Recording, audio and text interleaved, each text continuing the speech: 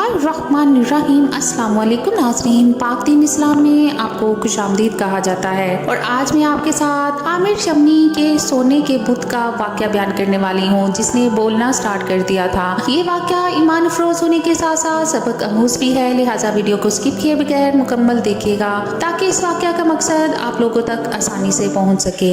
बयान किया जाता है कि एक बुत परस्त शख्स जिसका नाम आमिर शमनी था, उसकी बेटी जज़ियाम के मर्ज में मुब्तला थी। वो अपनी बेटी के मर्ज से बेहद परेशान था। वो अपनी बेटी को अपने बुत के सामने बैठाकर बुत से इल्तिजा किया करता था, ऐ बुत, अगर तू मेरी बेटी को सेहत याब कर सकता है, इस मर्ज से मेरी बेटी की जान बचा ले। मगर बुत तो पत्थर का बना होता है, वो ना तो हरकत करता है और ना ही कुछ बोलता है। वो किस तरह से आमिर शमनी को कोई जवाब देता। बुत के सामने अपनी बेटी को बैठाकर हर रोज दुआएं कर करके तंग किया करता था। उसने अपनी बीवी से कहा, इन बुतों की हम कब तक पूजा करते रहेंगे? ये ना तो हमारी बेटी को ठीक करने की हिम्मत रखते हैं और ना ही ये बोल सकते हैं। मुझे तो ऐसा लगता है कि हम गुमराही की तरफ जा रहे हैं। आमिर शमनी कहने लगा कि जरूर इस कायनात को पैदा करने वाला कोई और है जो सारी कायनात का मालिक है। क्यों ये दुनिया और उसकी हर चीज खुद ब खुद वजूद में नहीं आई? मुझे यकीन हो गया है कि ये बुत इस काबिल नहीं है कि कोई चीज पैदा कर सके। ये सब बुत झूठे हैं। आमिर शमनी की बीवी ने जवाब दिया, आप दुरुस्त कह रहे हैं, मुझे भी यही लगता है कि हमको बुतों की इबादत करना छोड़ देनी चाहिए। आमिर शमनी ने कहा कि एक रब तक पहुंचने के लिए अल्लाह ताला ने कोई ना कोई तो दुरुस्त हक का दीन मुंतखब किया होगा। उस दिन के बाद आमिर शमनी और उसकी बीवी दीन हक की तलाश बेताबी से करने लगे। एक दिन आमिर शमनी और उसकी बीवी अपने मकान की छत के एक कोने पर बैठे बातें कर रहे थे कि उन्होंने आसमान की तरफ देखा कि उनको आसमान पर नूर सा दिखाई दिया। उन्होंने इस नूर की तरफ देखा तो नूर देखते ही देखते सारे आसमान में फैलता हुआ नजर आ रहा था। उन्होंने देखा कि हर तरफ एक नूर की लहर छा गई थी। अल्लाह ताला ने आमिर शमनी और इसकी बीवी को सीधा रास्ता दिखा दिया था। उन्होंने देखा कि फरिश्ते ने घर को अपने घेरे में लिया हुआ है। दुनिया की हर चीज अल्लाह ताला को सजदा करती हुई नजर आ रही है। अचानक गैब से आवाज आई कि अल्लाह ताला के आखिरी और सच्चे नबी सल्लल्लाहु अलैहि वसल्लम दुनिया में तशरीफ ले आए हैं। आमिर की बीवी ने कहा कि आमिर देखो, बुत जमीन पर किस तरह से बेबस पड़ा हुआ है। उनकी बात सुनकर बेजान बुत ने कहा, खबरदार हो जाओ, अल्लाह ताला के आखिरी नबी सल्लल्लाहु अलैहि वसल्लम दुनिया में तशरीफ ला चुके हैं, जिनके इशारे पर चांद दो टुकड़ों में बट जाएगा, जिनके इशारे पर दुनिया की हर चीज बोल पड़ेगी। आमिर ने कहा, ऐ मेरी प्यारी बीवी, आप भी बुत के मुंह से यही अल्फाज सुन रही हो जो मैं सुन रहा हूँ? आमिर की बीवी ने कहा, जी मैं भी सब कुछ वही सुन रही हूँ जो आप सुन रहे हो। उसके बाद दोनों ने बुत से पूछा कि इस नबी का नाम क्या है? गायब से आवाज सुनाई दी कि ये बुत बेजान है, ये मजीद बातें नहीं करेगा। फिर मियाँ और बीवी को गायब से आवाज आई कि इनका नाम मोहम्मद सल्लल्लाहु अलैहि वसल्लम है। ये नबी सल्लल्लाहु अलैहि वसल्लम हजरत इस्माइल अलैहिस्सलाम की नस्ल से हैं। जब ये जमीन पर चले गए तो आसमान के बादल उन पर साया करते हुए उनके ऊपर ऊपर चलेंगे।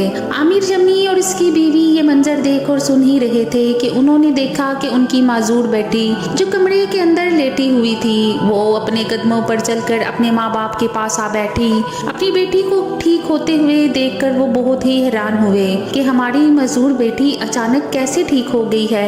बेटी ने अपने वालिदैन को कहा, मैं सो रही थी कि मैंने देखा कि एक नूरानी चेहरे वाले बुजुर्ग मेरे पास तशरीफ लाए हैं। मैंने उस बुजुर्ग से पूछा कि आप कौन हो? मुझे आवाज सुनाई दी, ये अदनान के बेटे का नूर है। हजरत मोहम्मद सल्लल्लाहु अलैहि वसल्लम के अबाओ अजदाद में से किसी का नाम अदनान था, उनका नाम मोहम्मद सल्लल्लाहु अलैहि वसल्लम है। मैंने दरियाफ्त किया कि हजरत मोहम्मद सल्लल्लाहु अलैहि वसल्लम का दीन क्या है? मुझे जवाब मिला कि उनका दीन इस्लाम है। मैंने पूछा कि हजरत मोहम्मद सल्लल्लाहु अलैहि वसल्लम किसकी इबादत करते हैं? गैब से आवाज आई कि दीन इस्लाम को मानने वाले लोग एक अल्लाह ताला की इबादत करते हैं जो तन्हा है, उसका कोई शरीक नहीं है, वो ना किसी की औलाद है और ना उसका कोई बेटा है, वो वाहिद है। मैंने पूछा, ए नूरानी चेहरे वाले, तुम कौन हो? मुझे आवाज आई, मैं एक फरिश्ता हूँ। मैंने फरिश्ते से कहा कि तुम मेरी बीमारी और तकलीफ से वाकिफ नहीं हो। मुझे इस फरिश्ते ने कहा कि अल्लाह ताला ने फरमाया है कि जो भी कोई मुझे میرے نبی صلی اللہ علیہ وآلہ وسلم کے واسطے دے کر دعا کرے گا میں اس کی دعا کو ضرور قبول فرماؤں گا۔ اللہ تعالیٰ نے فرمایا ہے کہ میں اپنے نبی صلی اللہ علیہ وآلہ وسلم کے صدقے تمام امت کو معاف فرما دوں گا۔ میں نے بھی اپنے دونوں ہاتھوں کو بلند کیا اور اللہ تعالیٰ سے نبی صلی اللہ علیہ وآلہ وسلم کے وسیلے سے دعا مانگنا شروع کر دی۔ یا اللہ تعالیٰ مجھے نبی کریم صلی اللہ علیہ وآلہ وسلم کے وسیلے سے ٹھیک کر دے۔ دعا مانگنے کے بعد میں نے اپنے دونوں ہاتھوں کو اپنے جسم پر پھیرا تو میری بیماری جاتی رہی۔ میں بالکل ایسی ہی ہو گئی تھی جس طرح میں آپ کو دکھائی دے رہی ہوں۔ عامر یمنی اور اس کے گھر والوں نے نبی کریم صلی اللہ علیہ وآلہ وسلم کی نشانیوں کو دیکھ لیا تھا۔ وہ گھر والے نبی کریم صلی اللہ علیہ وآلہ وسلم کی تلاش میں گھر سے نکل پڑے۔ آخر کار عامر یمنی اس کی بیوی اور بیٹی مکہ مکرمہ میں حضرت آمنہ رضی اللہ عنہ کے گھر پہنچ گئے۔ دروازے پر دستک دی۔ حضرت آمنہ رضی اللہ عنہا نے پوچھا، اے دروازے پر دستک دینے والوں، اپنے آنے کی وجہ تو بتا دیجیے گا۔ عامر یمنی کی بیوی نے دروازے پر کھڑے ہوتے ہوئے عرض کیا، اے بی بی، اپنے آنے والے لاڈلے پیارے بیٹے کا چہرے مبارک کی ایک جھلک تو دکھا دیجیے گا۔ اندر سے بی بی آمنہ نے فرمایا کہ مجھے ڈر لگتا ہے کہ یہودی میرے لاڈلے کو کوئی نقصان نہ پہنچائے۔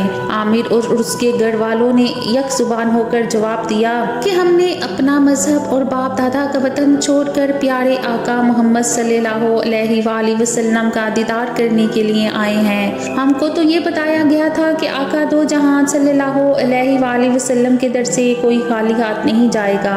ان کی باتیں سن کر حضرت آمنہ رضی اللہ عنہا ان سب کو حضور کریم صلی اللہ علیہ وآلہ وسلم کے کمرے میں لے کر آ گئی، جہاں آپ صلی اللہ علیہ وآلہ وسلم لیٹے ہوئے تھے۔ جب عامر یمنی اور اس کی بیٹی کمرے میں داخل ہوئی تو کمرہ نور سے روشن تھا۔ ان کی زبان پر اللہ تعالیٰ کا ذکر شروع ہو گیا۔ جب آپ صلی اللہ علیہ وآلہ وسلم کے چہرے مبارک سے پردہ ہٹا دیا گیا تو عامر یمنی اور اس کے گھر والوں نے زور زور سے رونا شروع کر دیا تھا۔ انہوں نے ننھے محمد صلی اللہ علیہ وآلہ وسلم کے ہاتھوں کو بوسے دیے۔